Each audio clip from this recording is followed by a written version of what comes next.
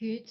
Okay, so we have 84%, 85% of the people who have actually prepared or write a URS in the past. So all of you have been user in pharmaceutical industry, of course, otherwise you wouldn't have write a URS. Yeah. So I will give a quick introduction. So what I will do is that I will hijack your screen and I will show you. So this is the guidance we're going to talk about. So a brief word of introduction on the timeline of those guidance is that the commissioning and qualification guidance was first published by ISPE, was published I think in 2001. And then they did as well as the people writing the Annex 1, they wait a long time before reviewing their second edition. Second edition who came out last year. We did a presentation with Astm on it at the ISPE conference in Singapore. So basically between the first edition and the second edition, a lot of things happen in the pharma world. Yeah, the first things that happened is that the ICH came out with a document called ICH-Q9 and was adopted by the member of the ICH. And the ICH-Q9 is quality risk management. Then after that came the process validation guidance for the FDA, who start to accentuate the use of the ICH-Q9 in quality risk management to make decisions in terms of process validation, and those decisions were linked to the risk for the patient. Also came very famous document, which is the Astm E 2500, which is a document that has been much talked about, and it's a high-level guidance. So that document you need to buy, like the ISPE, you need to buy, whether the FDA guidance is for free.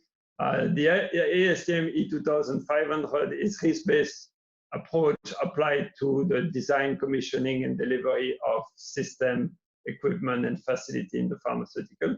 And that document we're bringing 2 or 3 new concepts. I say that for the millennia who, they were not there when we came out with the document. And that document came out in 2009. 2009 or 2007 in that area.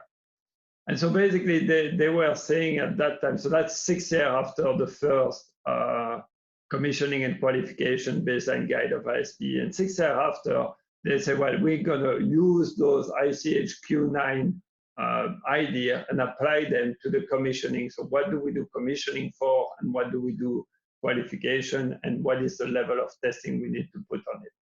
Now, the main thing is that document is a very high level document. So it's like any guidance, it's very useful to relate to when you don't know what to do, but it never really tell you exactly what you have to do. Yeah. And that's a little bit the difference between the ICH, which is applicable for most of your process, whether it's like production, CAPA, or C&Q, you can apply those quality risk management principles.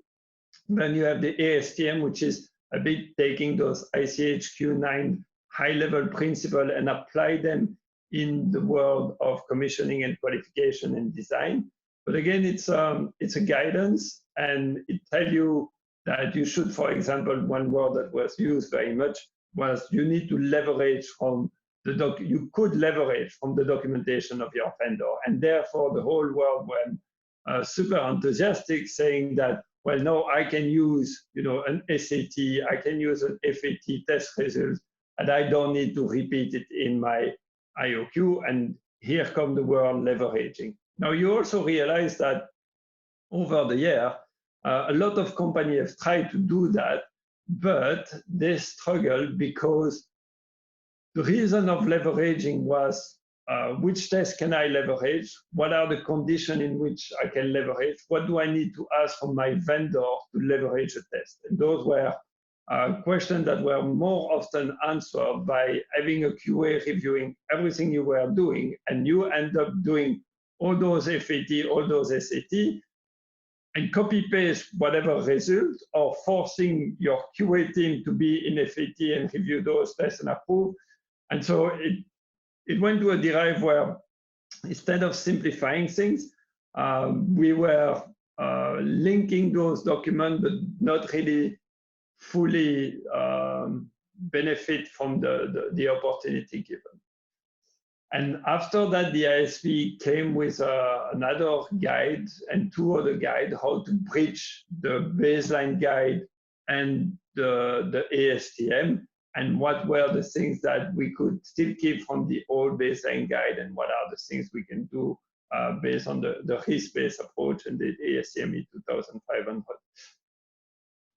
Everybody follow me so far? You just do a thumbs up because I can't see you. But if you have any question, you can put them in the chat, either in Klaxoon or in the chat of the Zoom, and we'll follow up. And then I have my assistant who's going to read all your questions. We're going to work on it.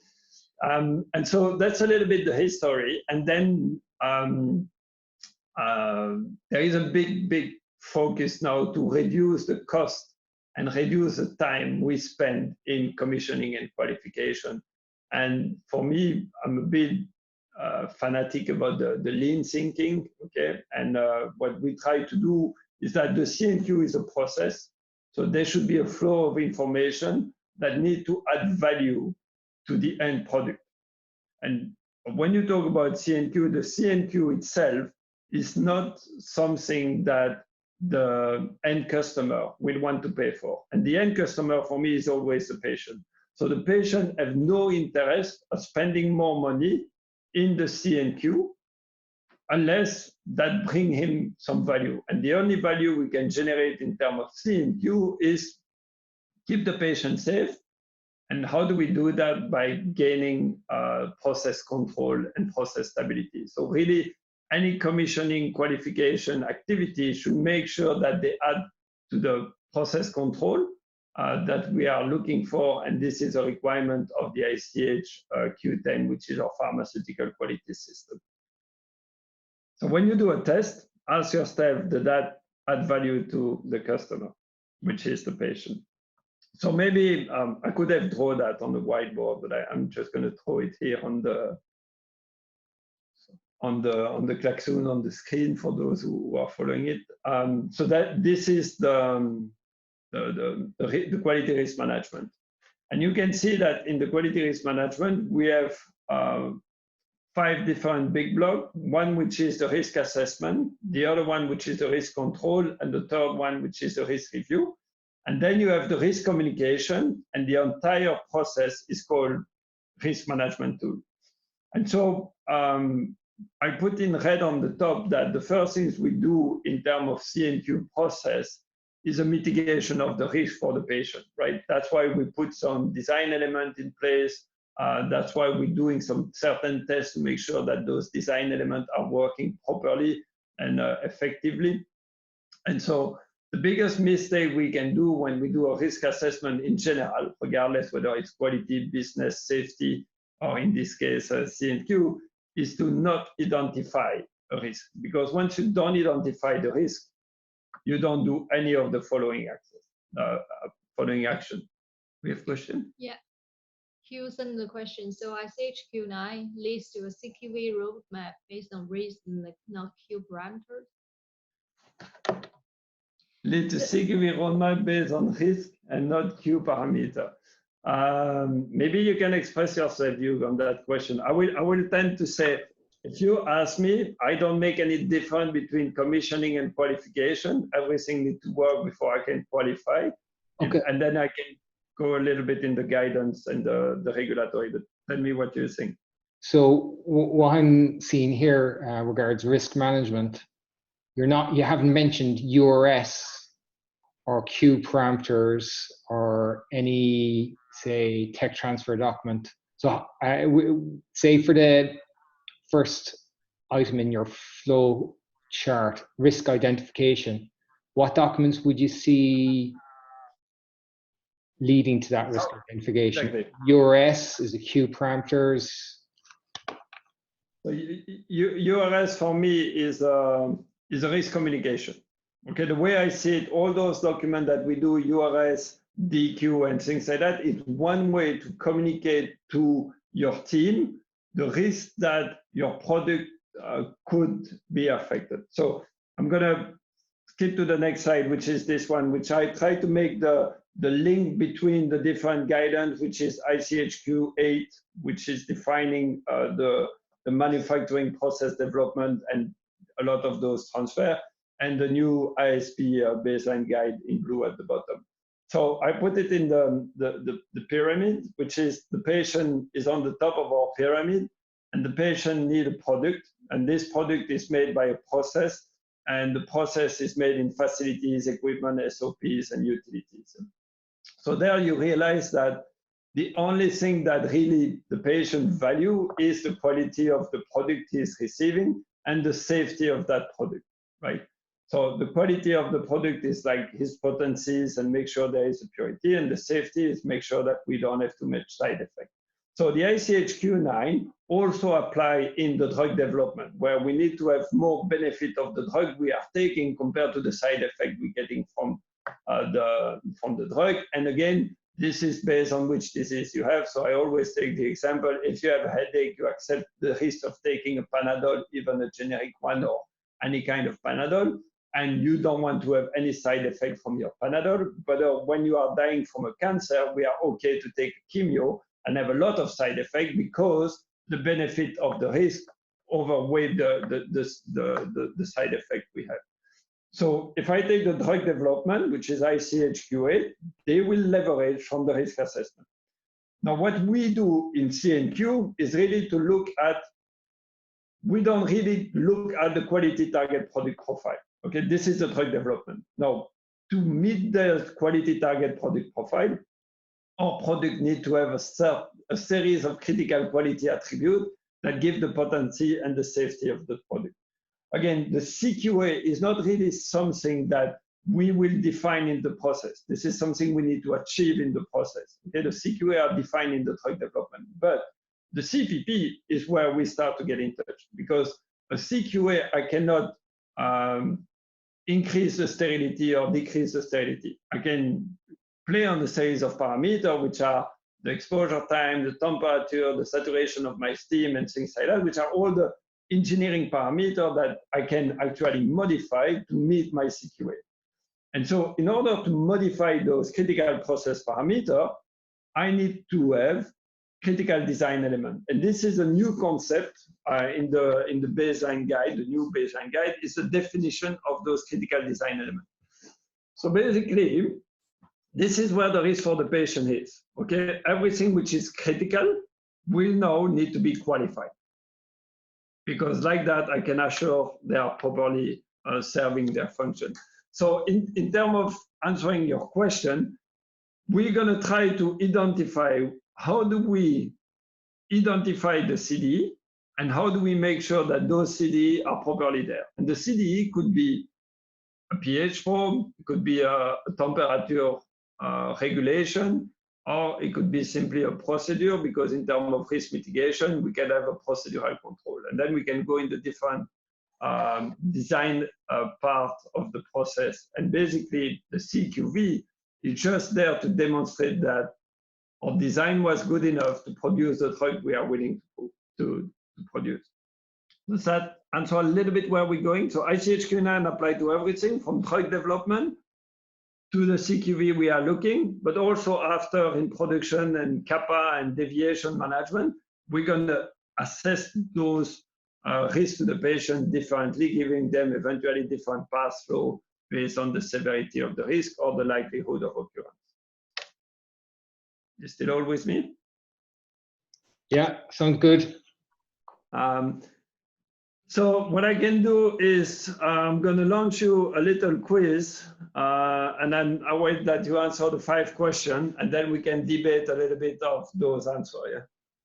So that's just to make sure you're still with me and you're still all awake. You see the question, right? Nobody answering.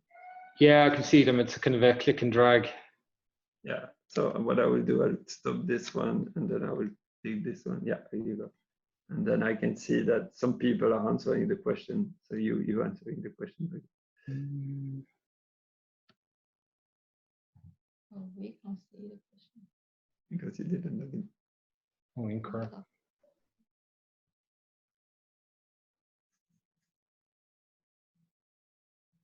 So it's okay to be completely wrong in those questions. The reason I put question here is that whether you're right or wrong, you want to know why, and then we can debate the why. And I tell you, been doing CQV for a while, and I don't have all the answer. So Nobody does. Where is the question? We cannot see the question.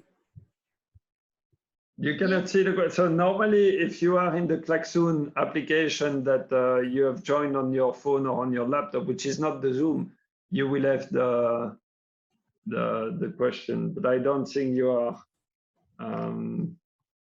Like if I go back in the chat and I reshare the link, and you can join with a nickname. Here, let me. So yeah, FB. Yeah. Pierre's name. Because when you share, you on my computer. So it's like my name.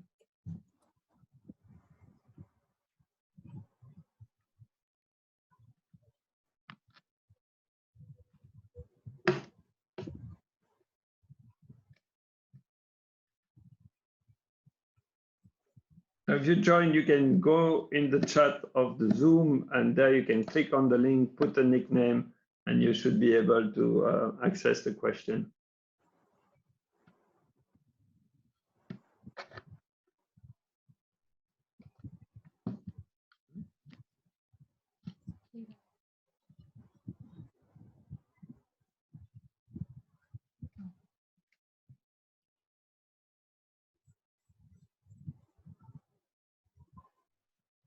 Look like the question 4 is complicated.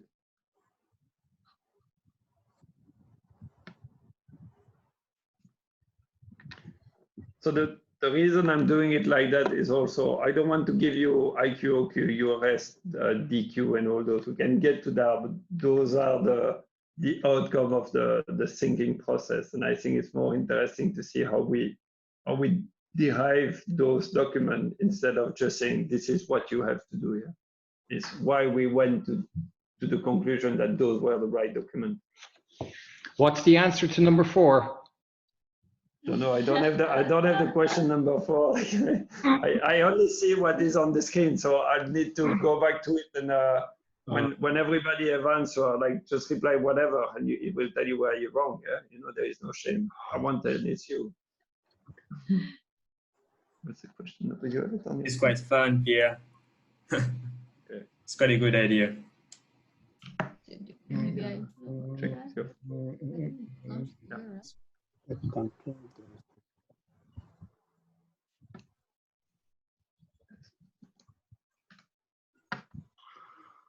Here. Okay.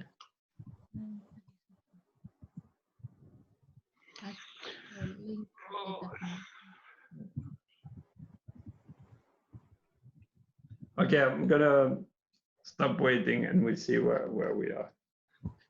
So link the definition, this is quite easy. Now, get used to it. Yeah, I think if we work in the pharma, especially for people coming at the late of the project and things like that, I'm always impressed by all the projects I did, all of them, yeah, from 2001 up to the last one yesterday. I go on a site and they will tell me how to write my name, right? Everybody can explain to me how I need to write Winnepennickx, and sometimes I still get it wrong. They will all explain to me how to write the date properly, and the GDP is very important. And I agree with that. GDP is very important, but GDP normally goes way beyond writing the date and the entry error and all those. Now, very few people, when you enter into a pharmaceutical plan, tell you, this is the patient, okay? This is the product. This is the critical quality attribute for my product. And those are all the critical process parameters. Now, if you don't know that, how can you make a call of whether failing a test is important or whether there is something else you can do in a test? So when we give you a commissioning or a qualification protocol, ask yourself, why am I doing those tests and which value am I creating for my process control and my patient safety? And very quickly, you will see yourself asking, yeah, why is it that I need to control that parameter? Which quality attribute or product attribute or material attribute I try to achieve or maintain? And why is this important for the patient? And this is in the pharmaceutical world, through the world of ICH, which is well, it's a harmonization program, is the QTPP, CPPs, and CQAs. And if we can talk that same language, it will help us. So risk management is first risk assessment, then risk control, and then risk review. And this is the order we do things, and you can go back to the trend of ICHQ9, the workflow. And I will suggest that you try to close your eyes and be able to redraw those 3 boxes. They are very simple, but if you can redraw it alone in the dark, then you're getting somewhere and you will apply them properly. Risk identification is a risk assessment. Risk analysis is a risk assessment. Risk reduction is where we start our risk control, and accepting the risk is the end of our risk control, where we say, okay, we're good enough. Now, the review is the risk review, and the monitoring and assessment is the risk review. And if you take the trend I give, there is 2 reasons why you're going to review a risk. And this is requested in the ICHQ10, which is your periodic review. So people will ask you, please review your trend and review what you are doing on a periodic manner. And the other reason is that if there is an event, that means that your mitigation didn't work as planned. Yeah? That means that either the occurrence of the risk is more often than we think, or that your mitigation, whether it's a procedure or a control strategy to critical design element, is not working as well as you think it would, and that's where you need to review the risk. Another reason you're going to review your risk is if something new comes on the market. Again, we're talking about CGMP, which are the current GMP. So as much as before it was okay to work in a zone A and have people working in the clean room, today we tend to move to the isolator because the technology makes it available to us, and that is a new equipment that should force us to review the acceptance of the risk we had 30 years ago. Find the word. It's critical. Okay, so everything that controls the risk is the critical quality attribute, it's a critical process parameter, and everything that is critical will be the risk control. So that's also something that it's a bit tricky, but it's the definition in the ICHQ9 of the critical aspect. And then associate the word, you get it right, product, process, and patient. Okay, so now we try to harmonize a little bit the way we talk about things, and you see that a lot of that is actually coming from the product and the process knowledge. Now, our role as engineer, or the way I see my role, is really, there is nothing I can really do in terms of CQA. Yeah? I'm not going to go to a process company and say, I'm going to change the CQA of your drug because you know what, my facility can only do that much. Yeah? Our role is to understand the CQA and help the scientists to take those CQA, because I have no understanding of the pharmacokinetics of a drug, right? Someone has studied the granulation of those tablets and tell me that this is how it should be because that's the pharmacokinetics. And if I try to regulate the heartbeat of my patient and he get all the drugs in 1 minute, it'll just go bizarre, yeah? So I'm not going to challenge that. Like the same way as that, I'm never going to challenge the severity of the CQA, which is not met, because the severity is the patient, right? So let's say the sterility of a drug will be a CQA. And a risk is occurrence times severity. When I do a risk mitigation, I'm never going to say, well, you know, having a non-sterile drug is not that bad, right? So I'm going to reduce the severity and therefore my risk is acceptable. That's not what we do. We don't do risk assessment to justify taking risk. So the severity of the drug, I take it as it is given by the people who develop the drug. The only thing I can do as an engineer doing CQV is make sure that I control the occurrence. I want to reduce the occurrence of a risk happening. And all we're going to do from here in terms of our process parameter is to make sure we reduce the occurrence. And that is our role.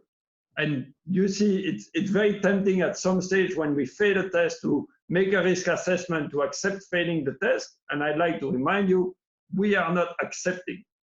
We are accepting on behalf of the patient. Yeah, we decide that it was good enough for the patient. So that's what we shouldn't do. So enough of this. I'll close this one, and I will go to the core of our CQV model. which is back to this. So we have done that. You understand what is a critical design element, is a system, function, or feature identified as having the potential to control the risk to product quality and therefore ensure patient safety. So the way I see it is that QTPP and CQA are given by the drug scientist, and the CPPs and CDE are the understanding of the engineering world, how to help the drug scientist to meet the patient safety. And this is the latest flow chart of how you put all that in documentation. So again, two big regulatory background that I consider here, one being the FDA and the other one being the European. So the FDA, when they talk about process validation, they talk from the stage 1, which is ICHQ 8 drug development, to stage 2A, stage 2B, which is the qualification of your equipment and the fit for intended use, and demonstrate they are fit for intended use, a definition of what we want them to do, and proving they do it, and 2B, which is your PPQ, which is demonstrating your process quality performance. And then you have the stage 3, which is the continuous monitoring, right? Because when you start something, we have very little data during the CQV time, so we accept that what we did in CQV is good enough, but then according to ICHQ 9, I need to do my risk review. So I'm going to monitor intensively everything during the first 2 years of my facility in general, or 1 year if it's a product transfer and you already know what you are expecting and you're receiving what you expect.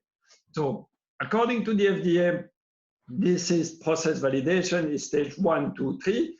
And then in stage 2A, this is where we do the qualification. The FDA is just saying, you need to qualify your equipment. They don't even mention that we need to have an IQ or no Q or things like that. What they really want to have is this acceptance report, which is acceptance and release report, to demonstrate that the equipment is fit for the intended use. And then the industry have invented all the other things before to achieve that acceptance report.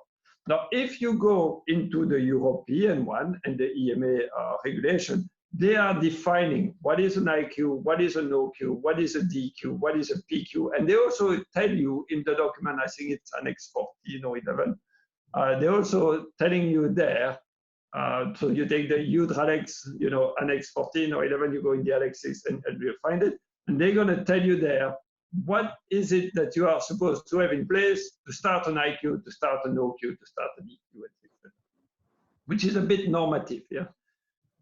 And so a lot of those industry bias that we have come from there. Now, if you look at our region, Asia Pac, and the people who know Mr. Sia, he's a big fan of the Asian agreement and master service agreement between the different APAC countries. In Asia, we don't have an harmonization of those rules and regulations, and every country has its own GMP rules. Yeah? So Singapore have the HSA, Thailand have the Thai FDA and things like that, and they define the GMP rules over there. Now, all those people, they have one thing in common, yeah? It's the patient. The way they want to treat the patient, a patient in Singapore or a patient in Thailand should be as safe as a patient in the US. But the regulatory body are different. And therefore, in order to harmonize all those different regulatory, we have the PICS. And the PICS is a very strong harmonization tools in the Asian region. So the Asian agreement is kind of helping all those countries to become member of PICS. And Singapore, as well as Australia and New Zealand, were the first to be part of PICS, but FDA, EMA, Japan, Indonesia, are all part of PICS. And for example, countries like China and India are not part of PICS, and they have their own regulation. So you need to be in accordance to the regulation of the product, the country where you make the product and the country where you sell the product. Now, why am I saying that PICS is important? Because PICS is actually mirroring whatever the European regulation is saying. So in that sense, if the Europe say you need to have an IQ, OQ, DQ, and things like that, it's a guidance, but there is a very strong expectation you have them. And therefore, in most of the country in the region, you will still be expected to demonstrate an IQ and OQ. and a PQ. What the new guidance is saying, the new ISPE baseline guide is, although we still need those documents, the content of those documents is left to our appreciation. So it could just be a tick box exercise to make sure everything was done. And they also say in the new guidance that we should remove any artificial constraint that we had put in the document. So in many companies in the past, and it's changing slowly, you couldn't start an OQ if you didn't close the IQ. So you had the mechanical completion, and then you have the IQ acceptance, and then you have the OQ acceptance, and then when all that is okay, then you can do your PQ. And now there are things that we put in IQ, like having a tag on an equipment is a GMP requirement, both in terms of European and FDA, and therefore we're going to put it in our IQ. Now, whether I have this tag or not, what is the risk for the patient? Does that really block me to do an OQ? What is the relationship between the tags and the functionality I want to have? So those are things that the ISPE guidance say you need to consider and not put artificial constraint, because what you could happen there is that you pay much more money and you wait longer to have the same quality outcome. And the patient only care about receiving the drug at the right quality. So if you are studying the project for no value-added quality task, then you penalize the patient both in drug availability, who can lead to drug shortage, or in the cost the patient will need to pay for his drug. So those are all the things you need to consider when you do a risk assessment and when you make decision. Now, the other things is, if your organization is not mature enough and people don't have the reason why they are doing tests, then you need to have a very strict and rigid system, which is I finish my IQ, then I finish my OQ, and there is only one person in the company who knows why it's like that, but it always works. The derivative we had is that we realized that even at some stage, people didn't know why it was like that. So if you still all with me? We still okay? Not too boring? Too bad you cannot give me Yes, with you still. All good. Yes, all good. It's a mutual agreement for the agent. It's not a MSA. And the PICS also. So the PICS is a pharmaceutical inspection cooperating scheme, which is basically saying it's a mutual agreement also. So you can say, if the FDA audit you and Europe need to come and audit you, they can say to the FDA, could you please give me the outcome of your audit? And the FDA can say yes, and they can say no, because they can decide. If they say yes, they give it to Europe, but that doesn't mean Europe need to accept what FDA have done in terms of it. Now, they change a little bit because now there is a recognition between the inspection, but I take, for example, Singapore. That's why it's important that HSA is part of the PICS, because the TGA will kind of trust, and all the inspector of the PICS go to the same school, because we need to inspect the same GMP the same way to have the same outcome. And this is where the PICS is paying. Now, they also use the ICHQ9 because they do risk-based inspection. Yeah?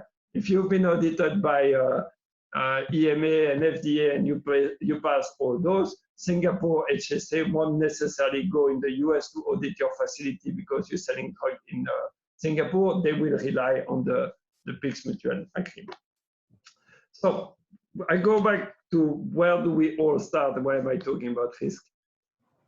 The centerpiece of the new guidance is the system risk assessment, and that's where we do the risk. And so there are many ways to do that. So for the one which are used to the previous baseline guide, we have the system level impact assessment, which is your SLIA. And then after that, when we have written all the URS and everything, we were doing a CLIA, which is a component level impact assessment. That component level impact assessment in the new guidance is completely out. We don't do that anymore, right? We don't do that because we do something else. And what we do is try to build the CQAs and say every CQAs in every of my process steps, those are the critical process parameters I need to control. Then I will take all those critical process parameters and I will define how I control them and what is the what could go wrong with them. Then when I know what could go wrong with them, I will try to put a mitigation in place. And those are the mitigation which are giving me my critical design element. And those mitigation will now enter into my URS, right? And normally an URS is not telling you, not dictating you what to do, but why they need it. So I need to control the temperature, should say the URS, and not I need a PT100 with a delta V and things like that. No. Again, that's where the whole commissioning world and design world is very contextual. Yeah, some pharmaceutical industry have a very well-known process and putting very generic requirement. They will have very mature vendor that understand those very well and provide a very good solution. And when I check in my design specification, if I'm meeting my URS, it's very straightforward. But if you are in a cutting-edge facility, let's say a cell and gene or a vaccine facility, for example, sometimes you're the only one who knows how to control something, and your URS will be a bit more dictative, or you could give your vendor your design specification. So you keep a very generic URS of this is why I need the control, and you give to the vendor the design specification. And then the DQ is really something that is mandated by the European, and it's a kind of gate process, which makes certain sense. That means that I'm going to take all my user requirement, I'm going to take all my specification, and I want to make sure that all the user requirements have been addressed somewhere in the design, right? Because if I don't address it in the design, no matter the amount of tests I'm doing at the end, I'm not going to demonstrate I'm in control. So when you go back to the ICHQ9, and I told you the worst things you can do is to forget to identify a risk, well, that's the same, right? If you don't put a functionality to mitigate one of your risks into the user requirement, it just doesn't there. And that's what the DQ is, kind of the gate process to say, okay, in my user requirement, I thought as much as possible as all those. Before the vendor can go and build a machine, right? I need to make sure that the design is correct. And that's where for the critical system, I do my design qualification, and then I will release that to my vendor who can go and build it and make sure that those things are happening. That makes sense? So that's how we went from using the quality risk assessment based on my CQA CPPs, put them in the user requirement, which define all my critical design elements. And generally, more and more, you will see that user requirement is simply a number, a very simple, short requirement. And you have a third column where I'm going to tell you whether this requirement is either safety, I mean, safety of the operator, yeah, EHS, quality driven. So I mean that it's a critical aspect of my system to control a CPE that allow me to control a CQA, or if it's purely a business productivity perspective. And then I will put there my safety, quality, and business requirement. And based on the letter I gave in that column, I will say, well, this is something I need to test in my quality document, or this is something I need to test in my commissioning. So everything which is safety and business, normally it should be purely commissioning tests. Some people say, well, everything that is safety, I also have them in my quality because they don't want to develop a safety system and a quality system and a business system. Yeah? So to make sure it is there because it's critical from a safety perspective, they make it in the queue. But what the regulatory people really expect you to do is to have this acceptance and release. So it's to make all your tests in the IQ to demonstrate that everything that was in the functional specification are actually implemented on site and working. And then I can demonstrate that all my tests have been done according to all my functionality, and all my functionality answer my user requirement, and that is what we call the traceability matrix. When all of that is done, your system is now built for the intended use and can go into an acceptance and release and in GMP environment. So you have achieved the holy grail of the CQ, which is the qualification stage, and then you can put your process validation. So the big difference between the Q part and the validation part is that in the validation, we're going to bring a whole new dimension to your equipment and your facility, which are the people, the operator, the product, all the QA release of those products because my equipment can really work perfectly, but is my process giving me the outcome I expect to have? And that is why the validation is coming. And again, the level of effort you do in validation is proportional to the risk to the patient and will be reduced if you apply a science-based knowledge, right? And so now you have a series of test documents and you have a series of tests. And what the ISPE baseline guide is telling you is that what is important is that you do the test and that you demonstrate that you have met all your user requirements, because the user requirement was the safeguard that your process would be in control and every risk have been mitigated. Whether you call those tests IQ, OQ, commissioning test protocol, or whichever, it doesn't really matter. If you have that traceability matrix to say, I have a thought process that mitigates all the risk to my patient, and I demonstrate that I have tested everything and everything is there, this is really what is the value of the CQV, no more, no less. That makes sense? 8 minutes left. Should we take questions? Yeah, we can take questions. Sorry, I talked too much. Are we talking up to 8 or are we finishing at 7:30?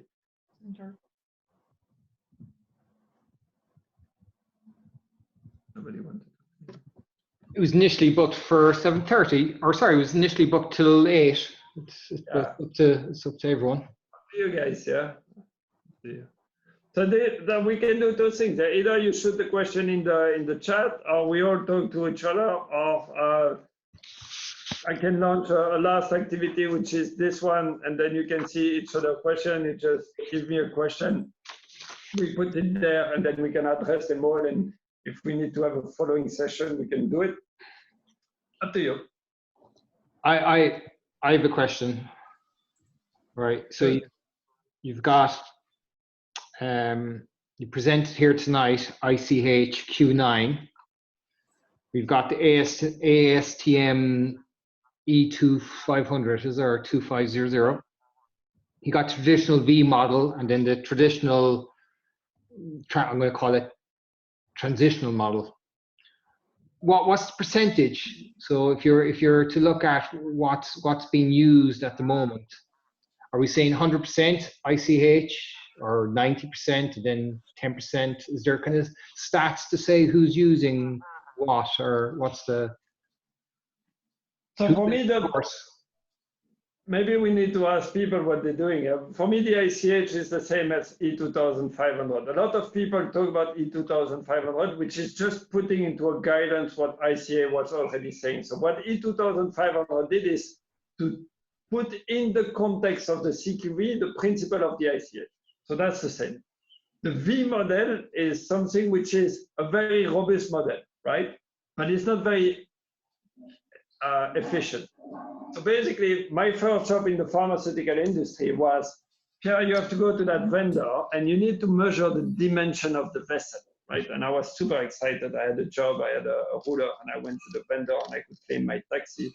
And I spent the whole day measuring the vessel dimension because it was very important for the dead volume, whatever you can imagine. And then I come back on Monday and they ship the mobile tank on site, and my manager said, Pierre, you need to do the IQ. I need to measure the dimension of the vessel. I was like, wait a minute, I just did that Friday. And he said, no, you did that in the facility of the vendor, right? And now that tank is in our facility. And then surely the dimension of the tank wouldn't change. So the V model is basically was kind of doing that. Yeah? You were all those design step, and I'm going to check this versus that. But the V model were putting those tests in sequence, and people were doing the test in sequence. I think that the V model is still a relatively good model in terms. It's a little bit like that traceability matrix. You make sure that you test everything. But what we try to explore here is a sequence in time and space of when those tests need to happen. Yeah. As long as nothing is going to change after you do the test, you can bank it as a quality test. Yeah. As long as you trust the people who do the test, and that's why you need to define whether you trust your vendor or not, you can bank those quality tests. So take another example, welding test. I did for a client 3,000 weld on one super skill. Going in FAT to test the weld wasn't going to make the weld good or bad. It was just going to be a QC check, and most likely I'm going to miss. So the criticality was really to understand how is the vendor making those and where is it the right time to test? Because I should test the first well before I do the second one. Because from a quality perspective, if I test all the tests, all the welds in IQ, it's fine. Because I will save the patient, I have a detection. But if the weld is wrong, well, the patient is going to wait another 2 years to get the product because I have to redo everything. So the V model for me in terms of the IQ is to check this part and the OQ is to check the functionality. That's still a good picture to have, but you shouldn't put it like that in time and space. You should be smart on it. To answer the question, so at the moment, we always have a kind of 50-50 between the two, right? And some of the region of the world, they only want to hear about that. And if you take the V model, this is working very well for the game, okay? The way you design a software and things like that is really a V model because you can do whatever you want and the way you define it is different. So there is a bit, the game system is still very much V model and they use it. The mechanical system, we should move to something which is more, you know, smart. Yeah? If nothing's going to change, test it when it happened before something else happened. Otherwise, you will have a lot of defect if you find something wrong, which is not what we want in terms of efficiency.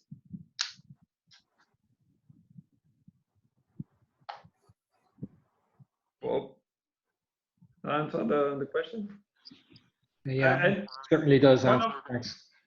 One of the things I will recommend, always make an IQ and an OQ here.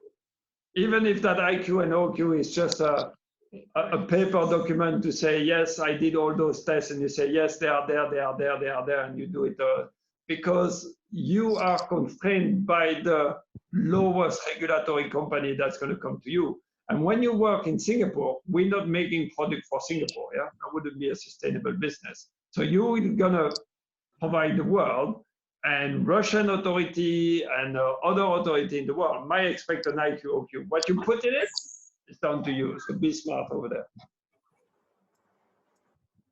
Can I ask a question? Yes. In what strategic document that reflects what module you are using, or it depends on the systems? So like, normally you need to have a VMP. Okay, yeah. So that is regulatory obligation, and the VMP will tell you what strategy you are using. Now, what you do generally, the VMP being high level, and you try to really, that's the one who go first to the regulatory. They come to you, they want to see the VMP, and that is your approach. Now, what you do generally is to develop a CQV plan, yeah, a project execution plan or something like that. And that's where you develop a little bit your strategy, where you're going to say, you know, we're going to apply that CQAs and this is the flow and things like that. So what we tend to do is to represent the flow of document and information into a very simple flow chart that anybody can understand. And then for every box of the flow chart, you start to develop your procedure. Okay. But you should have that high level, like, again, the VMP is the basis, but what you should have is your high level document, what you're allowed to do and not to do. Some customer or some manufacturing will have a global procedure that defining that, and you need to apply those global procedure in the context of your project, because installing a pH probe should be easier than a bioreactor, for example, and therefore your global procedure need to be adapted to the context of your project.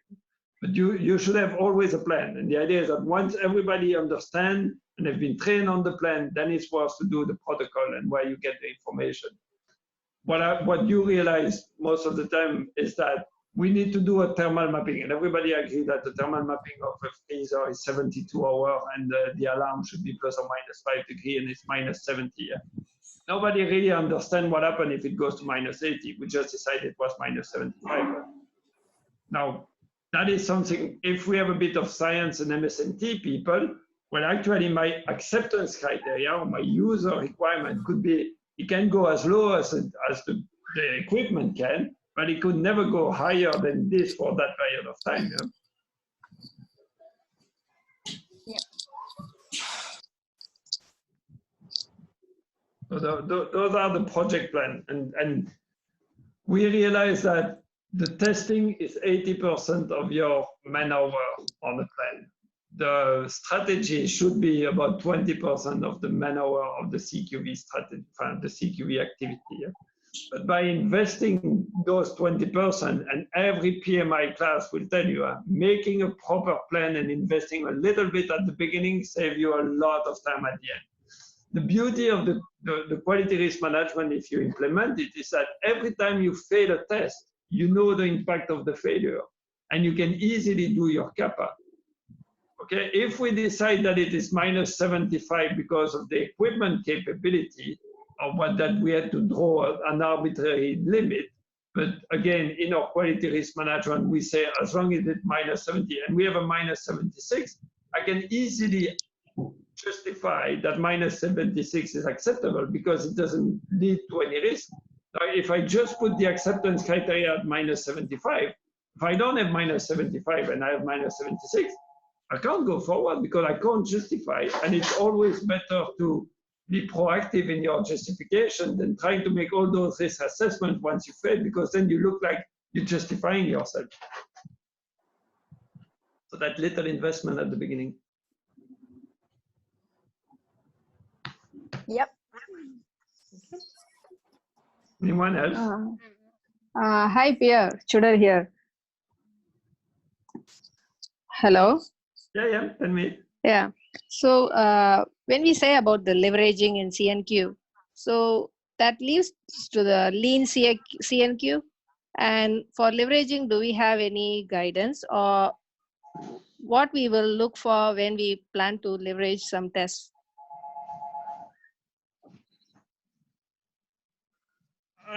For me, what you need to do is to define what you want to leverage and to define why you're doing the test and what is the risk you try to mitigate. And I think that is the role of the quality assurance is to make sure that you have a plan in place and your people follow the plan. So the leveraging strategy is defined at the beginning of the project and defining when you can and which vendor you can leverage and which vendor you cannot. That also means that you need to have a lot of things in place. That means you need to have a vendor assessment. Yeah? You need to assess, do you trust that vendor from Germany as much as the vendor from Holland, or not to mention China and any of those vendor? Are they the same? And how do you make a vendor assessment? Do you have the time to make a vendor assessment of all the vendor that's going to provide something? Do you leverage from the corporate who review those audits and things like that? And at some stage, is it easier to redo the test? So for me, it's that's where the business part is, that how much you want to invest upfront versus the benefit you can receive. Now, there are also things that you cannot test after, right?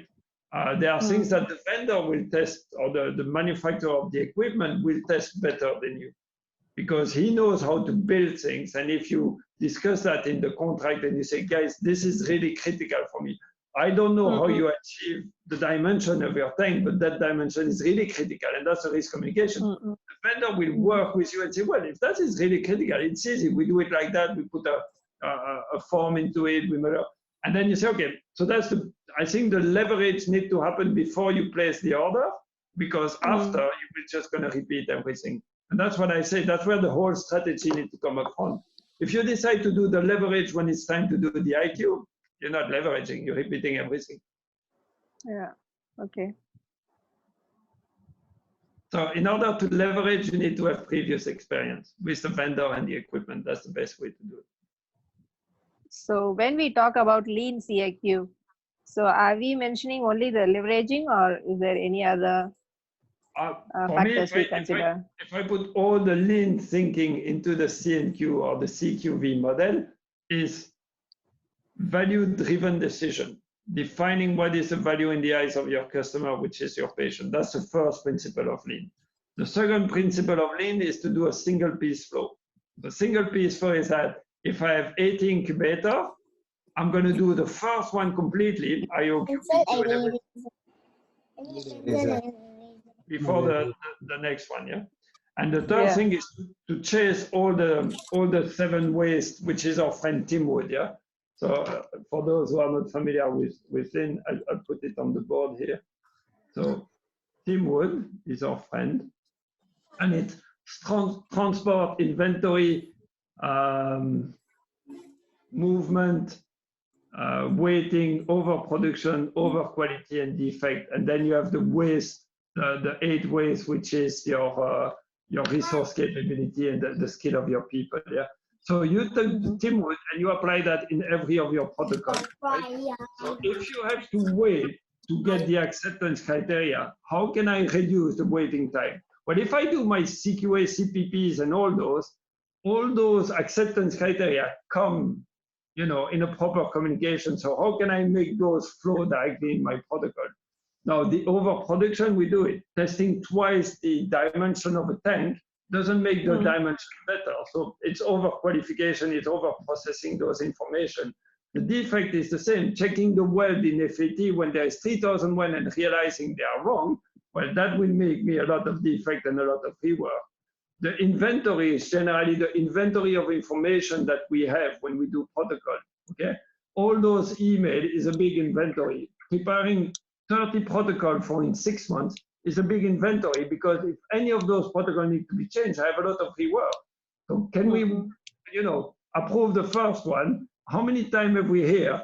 No, we cannot change that. We're gonna open a deviation because all the protocol is approved, and it's easier to open 30 deviations than to change 30 protocols. Well, that is not continuous improvement. That's not in line with the principle of the ICH Q10, which is we need to apply continual improvement and things like that. So for me, it's applying those into the CQV model that give you a lean CQV. Yeah?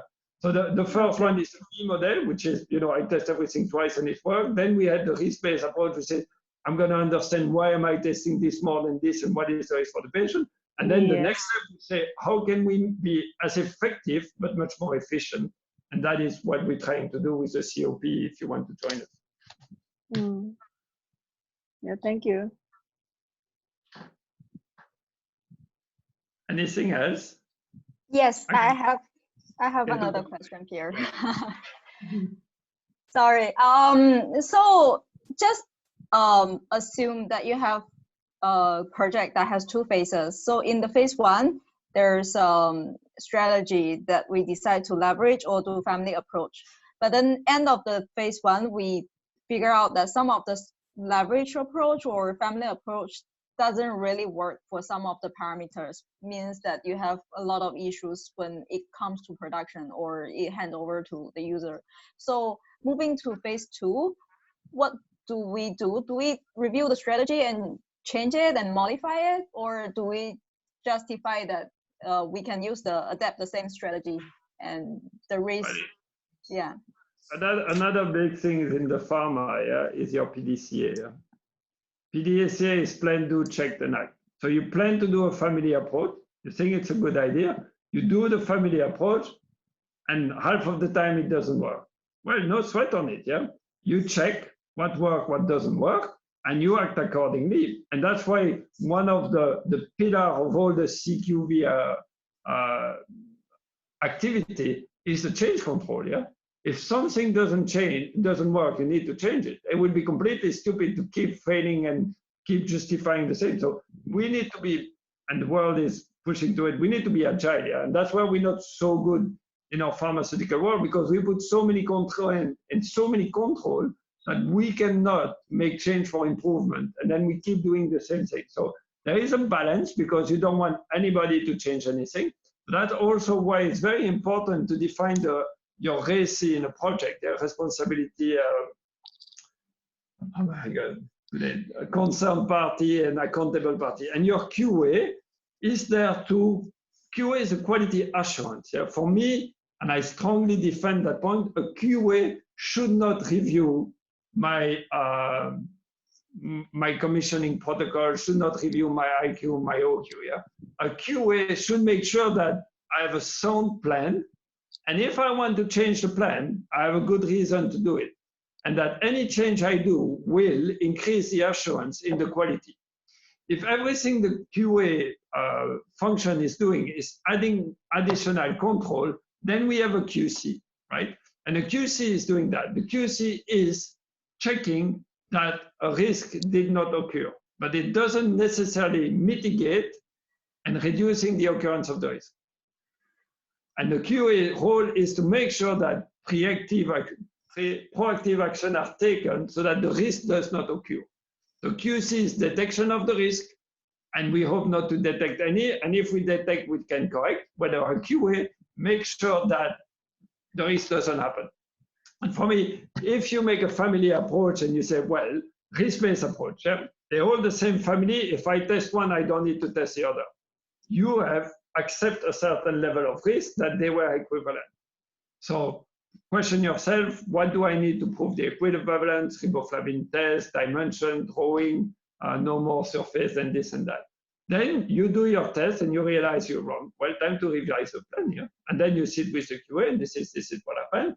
That doesn't mean you need to make more tests. That means you need to revise your plan here. That means one of the assumptions you made was not correct, and that is your risk review. From phase 1, the plan needs to be revised already. Always. And you need to review it because event or because you have no more data and you have to do your periodic review to say, you know, any event individually is not a problem. If I step back and look at all of them, I have more information, therefore I can make a better assessment. And that's a periodic review.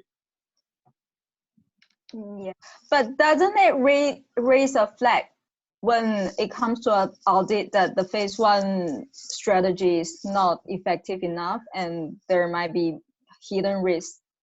Yes, on the phase and that's 1 why we have kappa, yeah? So if you have hidden risk, put yourself instead of the patient, yeah? Now, I know it's painful from a business perspective, but again, a QA shouldn't care so much about the business, yeah?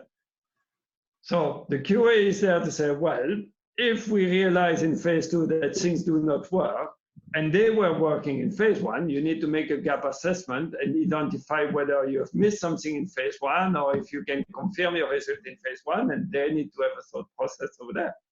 Saying like, well, you know what, we're not going to change anything because we might not have detected the risk before and we prefer not to detect it. I'm not sure it's a good strategy. Yeah? But all those discussions and whatever the outcome of the discussion need to be formally recorded in your risk communication. And that's what we call risk management. It's good to have them, but at some point, someone needs to record and make a call here. Yep.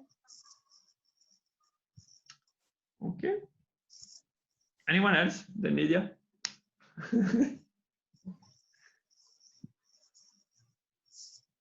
Okay, well, you can, we can have a second session if you guys want to go more into a real example of, you know, the template of the URS or the template of the risk assessment, or if we want to choose one equipment together. The best process to do those risk assessment is the monoclonal antibodies, because the monoclonal antibodies is always the same product, is always the same process, and you have very good case study by the BPOP that are the AMAP case study that give you all the CQA, CPPs that is freely available on the internet, and then they make the continuous process verification based on the AMAP case study also by the BPOP. So those documents are really good if you want to play with case study, because a monoclonal antibody process is the same for Amgen and Novartis and things like that. Whether a vaccine, well, the process make the product. Yeah. So every process for vaccine will be different. Okay, I'm done. Thank you, Pierre. Okay, guys. Thanks, Pierre. Welcome. Thank you, Thank Pierre. you. Thank you. Thanks, Pierre. It was very informative. Thank you. Just before everyone logs off, I've attempted to record this session. No one has any issues loading it up onto the ISPE Singapore website?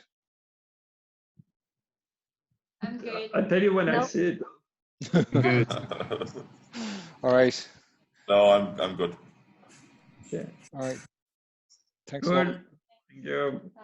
Thank you. Bye. Thank you. Okay, thanks. Bye-bye.